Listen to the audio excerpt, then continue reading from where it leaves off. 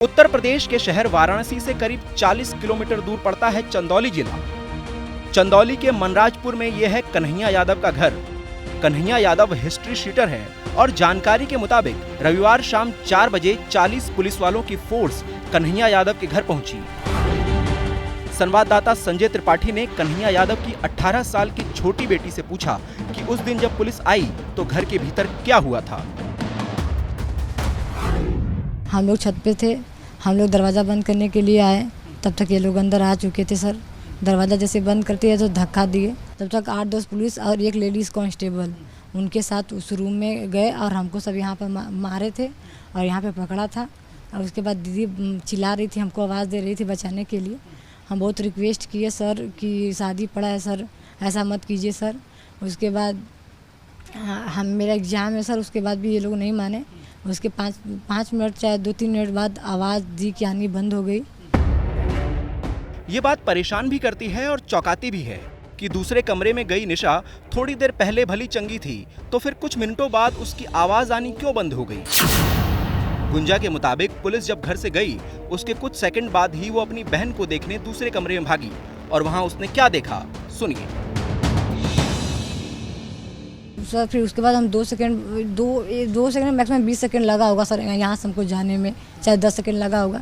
तो देखे थे तब तो दीदी की डेथ हो चुकी थी और दीदी पंखे से नीचे मार कर उनको बस टांगा गया था कि उसको सुसाइड लगी सर। इनका पल्स चेक किया, पल्स नहीं चल रही थी, सांस चेक किया, सांस भी नहीं चलती, हार्ट बीट भी नहीं चली थी सर। घर में कोई नहीं था। छोटी बहन मदद के लिए गांव वालों को बुलाने दौड़े।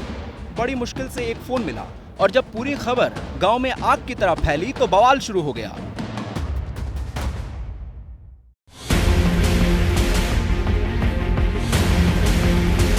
निशा की मौत से गुस्साए गांव वालों ने सड़क जाम कर दी।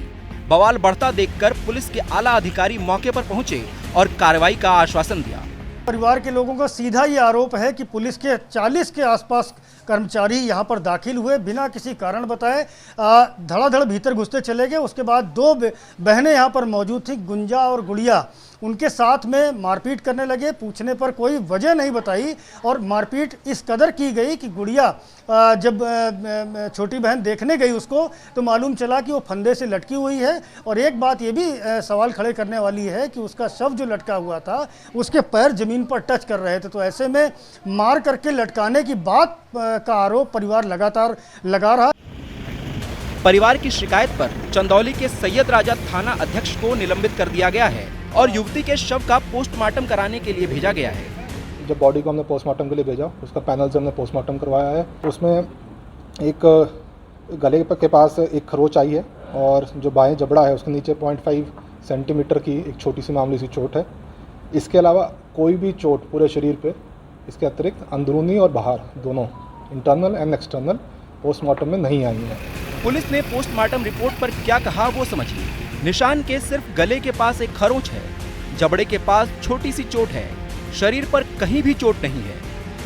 जबकि लड़की के पिता आरोप लगा रहे हैं कि उनकी बेटी को बेल्ट से पीटा गया है और मौत होने के बाद पुलिस मौके से भाग गई। बेल्ट से लड़की को पूरा देह भर हाथ भर बेल्ट से मारा गया था। लड़की के पीठ पे चोट था, पैर में चोट था, यहाँ सब बेल्ट का निशान था। उसके बाद ये लड़की को जब ये सब मारने लगे तो लड़की डेथ कर गई। तो इसको लड़की को इन्होंने पंखे में बांध कर, और छोटी लड़की बेहोश थी तो पंखे में बांध कर ये सब भागे यहाँ से। हमको रिपोर्ट लगा दिखाइए पहले। ठीक यही बात कन्हैया यादव की छोटी बेटी गुंजा दोहरा रही है, जो घटना के वक्त घर में बड़ी बहन निशा के साथ मौजूद थी और गुंजा के मुताबिक निशा मारपीट के वक्त गुंजा से मदद की गुहार लगा रही थी।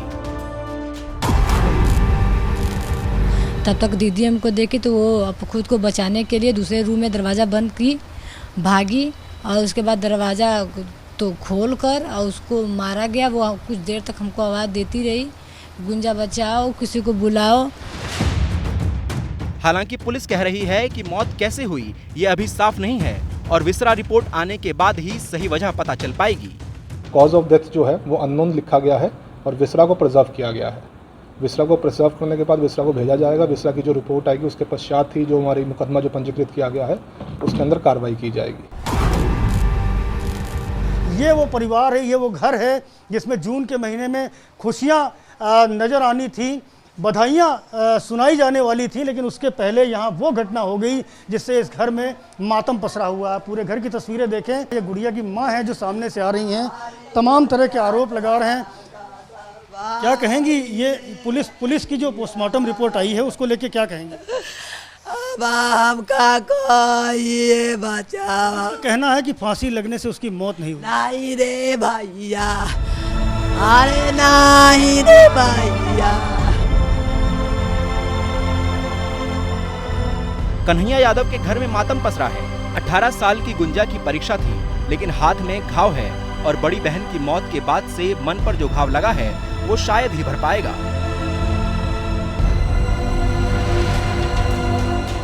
संदिग्ध परिस्थितियों में मौत के बाद इस मामले पर राजनीति भी तेज हो गई है। विपक्ष पूछ रहा है कि योगी सरकार क्या कर रही है। हालांकि इस पूरे मामले में थाना प्रभारी को सस्पेंड कर दिया गया है।